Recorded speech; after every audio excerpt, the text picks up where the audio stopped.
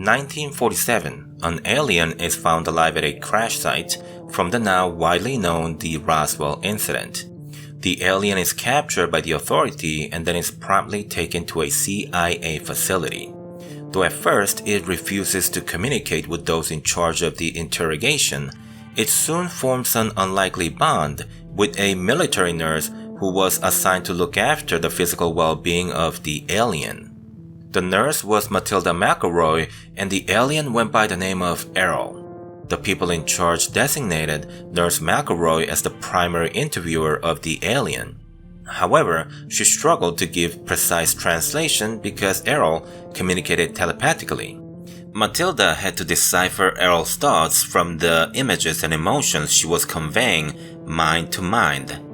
In the many days following, Errol read hundreds of books on all topics imaginable. She had become exceptionally knowledgeable in our history and culture, more so than most humans could ever attempt to master in their lifetime. By the 16th day in captivity, Errol could convey every one of her thoughts perfectly in English. After finishing another book, Errol told Matilda, "I am ready to speak now." Little did Matilda know that her first lesson of the universe was about to begin. The following is an edited and summarized transcript of the fourth official interview. Additionally, Matilda's personal notes of the interview have also been included, but they too have been summarized to keep the story brief with all the important bits included. Errol stated that planet Earth, and in fact the entire Milky Way galaxy, had been here under the control of the rule of the Old Empire for a very long time.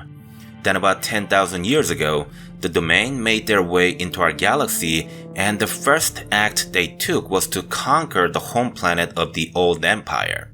The loss was devastating, as the Old Empire's home planet was also the location of their central government. 1,500 years later, the Domain has strategically built installation bases along the path of the invasion, which led to the center of the Milky Way galaxy. 300 years after that, so that's roughly 8,200 years ago, the Domain forces set up a base on Earth in the Himalayan mountains near the border of the modern Pakistan and Afghanistan. This was a base for a battalion of the Domain Expeditionary Force, which included about 3,000 members. Not long after their deployment, this battalion disappeared under mysterious circumstances, and subsequently, a rescue party was sent, and they too have vanished without a trace. Errol was sent to investigate the disappearance and found that it was a result of a surprise attack from a remnant military of the Old Empire. Unbeknownst to the Domain, the Old Empire had a hidden underground base on Mars that had existed for a very long time. The military force behind the attack had originated from the said base. After a persistent and extensive investigation, the Domain had discovered that the Old Empire had been operating a very extensive and carefully hidden base of operation in this part of the galaxy for millions of years. The two galactic civilizations battled for thousands of years, each side losing countless numbers of military spacecrafts in the process. Eventually, however, the efforts of the Old Empire to retake the galaxy were in vain, as the Domain completed their conquest in the year 1235 AD.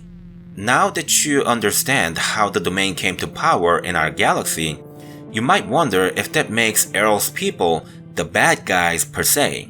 The answer to that is not exactly, but that's purely from our point of view as humans.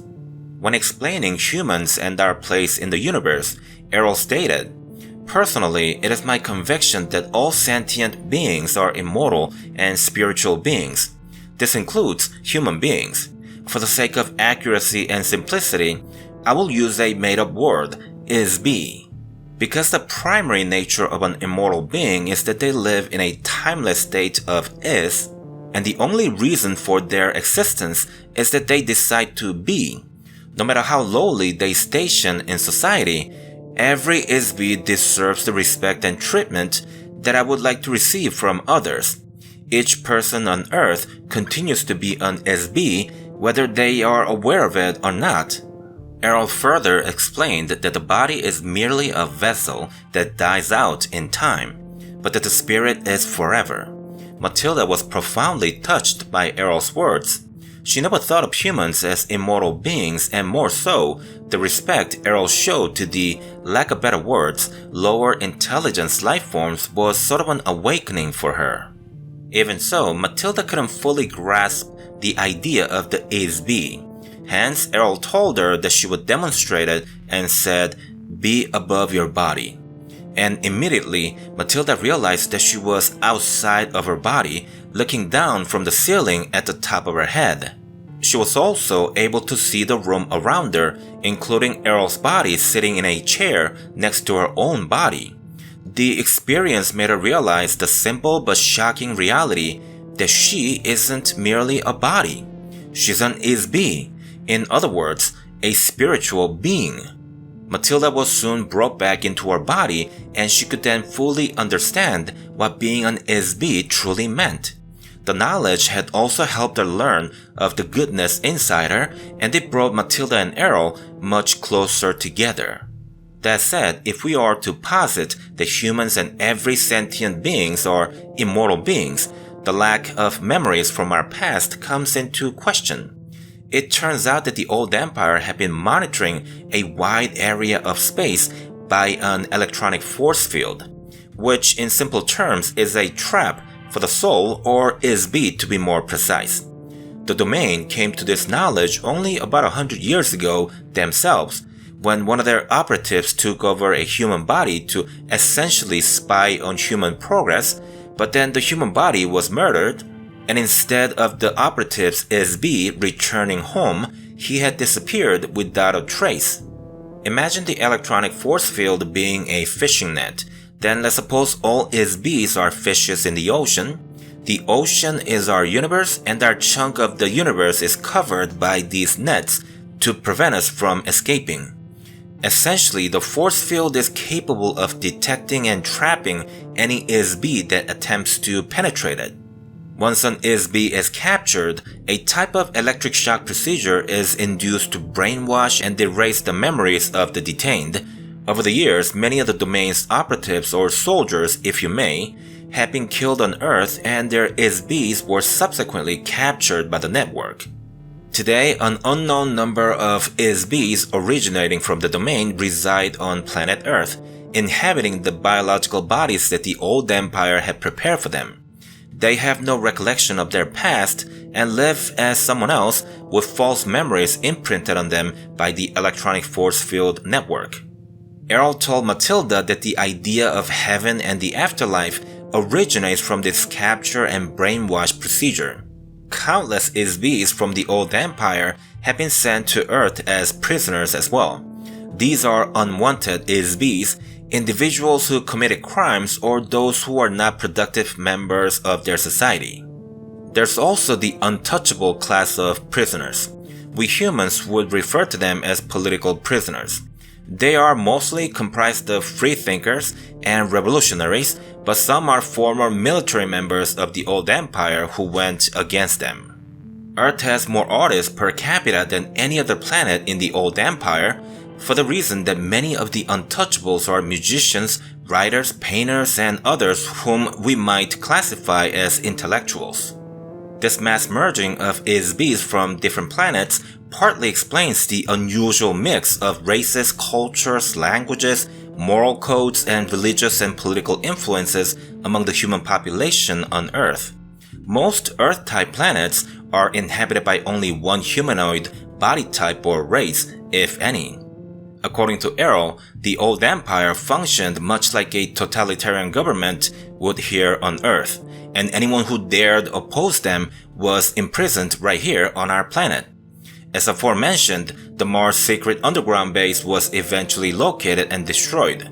Having said that, the vast network of the old empire's electronic force field remains active to this day. The main base and other sub-bases that maintain and control the force fields are yet to be found. As of now, the domain has no plans on discovering and destroying the ancient network of the old empire's electronic force field. The network is heavily protected by screens and traps. the purging of the network would be an undertaking too ambitious even for a godlike civilization such as the Domain. Thus, the Earth continues to receive more ISB prisoners, and not only that, but many of the events on our planets are influenced or directly coordinated by the old Empire's electronic force field. It is not only capable of brainwashing the captured ISBs, but it can also hypnotically influence the human mind. This ends the summary of the 4th official interview, and we will now continue with the summary of the 5th interview of Errol. The Domain has observed a resurgence in science and culture in the Western world since 1150 AD. This is in direct relation to the old Empire space fleet in our solar system having been completely wiped out by the Domain. The resurgence also coincides with the electronic force field network being weakened. It appears that some of the mechanisms that control the network had been destroyed during the fierce battle between the two powers. The memories of the ISBs on Earth slowly came back, at least partially. The network could no longer suppress their memories as effectively as before. The formerly genius ISBs played a crucial role in ending the literal Dark Ages. Theoretically, the memories of the ISBs on Earth would be fully restored if we could somehow cripple the electronic force field network. But for now, the hypnotic influence of the network, plus some of the ISBs on Earth being actual criminals from the old Empire, not political prisoners, but real perverts and murderers and so on, that combination makes it near impossible for the human race to play nice with each other. Perhaps it's only natural that when you dump millions of ISBs from all corners of the galaxy onto a single planet, that it's more likely that they trample all over each other. They have different cultures, religious beliefs, languages, moral values, and so on. It is designed for failure. It's the perfect prison planet. Errol stated that Atlantis was founded by some of the first ISBs that had made a home of Earth about 400,000 years ago.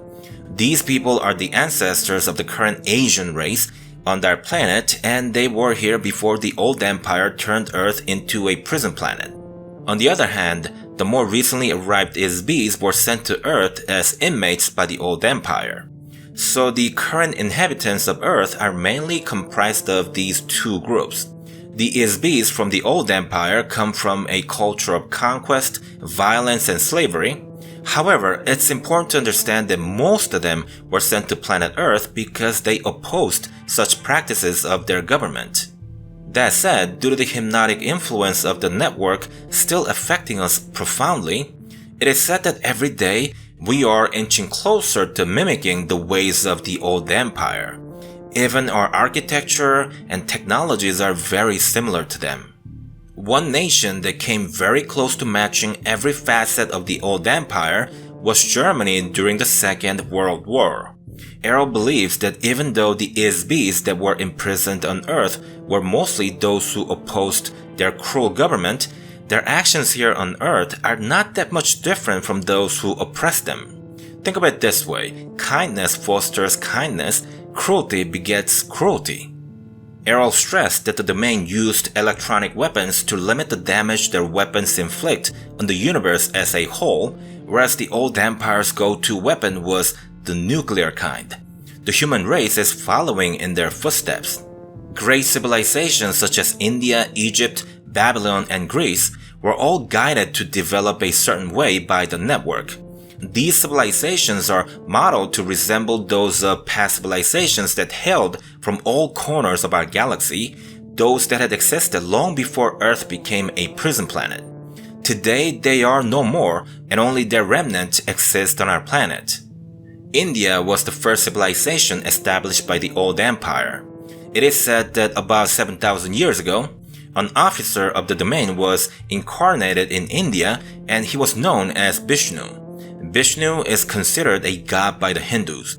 The deity fought religious battles against the old Empire and is remembered as fierce and capable. The battles that Vishnu fought were intended to free humankind from the shackles of religion at the time. We were taught to worship the gods. There was no respect for our identity and individuality. and men were merely slaves for the gods to use as they pleased. It was an ingenious way of controlling the prisoners. Earth was, after all, a prison planet.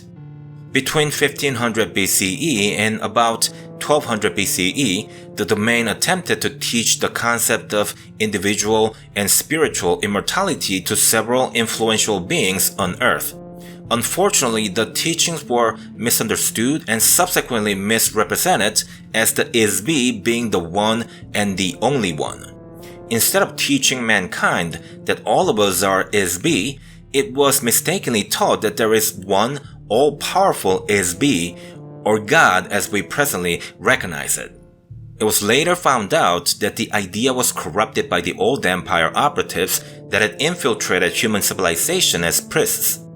If the Almighty is the be-all and end-all, then His followers need not think for themselves, live for themselves, nor be responsible for their own lives.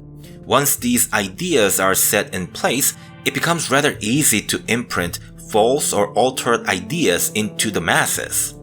The idea of one God persists to this day, and this is exceptionally important for the old empire, as the loss of it could lead to the restoration of memories for the Is-Be's on Earth. The domain refuses to take control of the Earth because it is extremely dangerous to even land on our planet. It takes truly brave individuals to take missions on our planet, since not only are its inhabitants hypnotically controlled by the force field network, but the domain's operatives could easily meet the same fate. The domain currently has all of its resources invested in other missions. The freeing of Earth and the surrounding regions of space isn't scheduled for another 3,000 years. Thus the year 5000 for us is the time that we can look forward to potentially being set free. That said, the domain considers Earth as an unstable planet for long-term habitation. It is also the very reason why the old empire uses it as a prison planet. Errol pointed out a few things. 1. The frequent earthquakes and volcanic eruptions. 2. The sudden shifting of poles resulted in monster tsunamis and drastic climate change.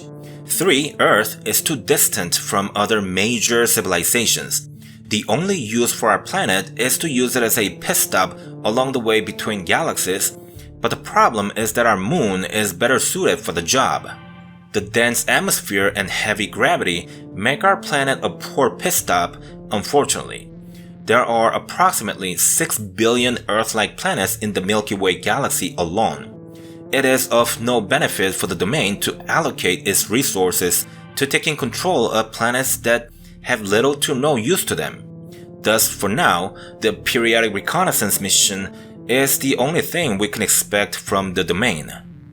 The wars between different factions of Is-Be's have been waged since the beginning of time. The domain is the current dominant faction, but the war continues. Since Is-Be's can't die, the cycle of capturing, detaining, and escaping cannot end, which is why it's hard to imagine our universe at peace. Nearly all Is-Be's have been part of several different factions in their former lives. The lives that they can't remember due to their memories being wiped every time they were captured by their foes. All of us here on Earth had lived different lives before we were imprisoned there. We'll never truly know where we originated from. There are no saints in this universe. We are currently the victims of this ongoing war, but at some point in our past, we played the role of invading factions as well. We've done wrong, we've been wronged, and again the cycle continues. The number is unknown, but it is believed that those who avoided this cycle of tragedy completely are very few. Note that the human body itself is a prison for us. We are spiritual beings that make use of biological bodies only when there is a need to physically interact with the universe. Though our bodies may seem complex and an incredible creation of evolution, in actuality it was designed for the Is-Be's of the lowest caste system. We are in fact in a prison built inside a prison. Everything we've built on planet Earth, our culture, architecture, religions, and so on, they're all the byproducts of the cruelty implanted in us by the network. Our intelligence and spiritual essence have been wasted on making the lives of our fellow humans miserable. One could say that the domain's search for hell had led them directly to planet Earth. As previously stated, not a single ISB from the 3,000-strong Domain Expeditionary Force Battalion had ever been rescued. They've all been located, but they've been brainwashed so thoroughly that communication with them is impossible. Even those of us who aren't originally from the Domain have the capacity to become productive members of their society, but it'll take a massive resource allocation on the part of the Domain to ever make that a reality. This concludes the 4th and 5th official interview of Errol. Hey guys, I've been away for a while in case you didn't notice, but I'm back and I'll continue making contents for this channel as before. The next episode of this series will most definitely be uploaded much sooner than a couple of years later. That said, I think I'll upload some shorter stories in between because I'm expecting 5 or 6 episodes in total to conclude this series, and each one takes a long time to make. Alright, thanks for watching, it's good to be back, and I'll see you in the next one.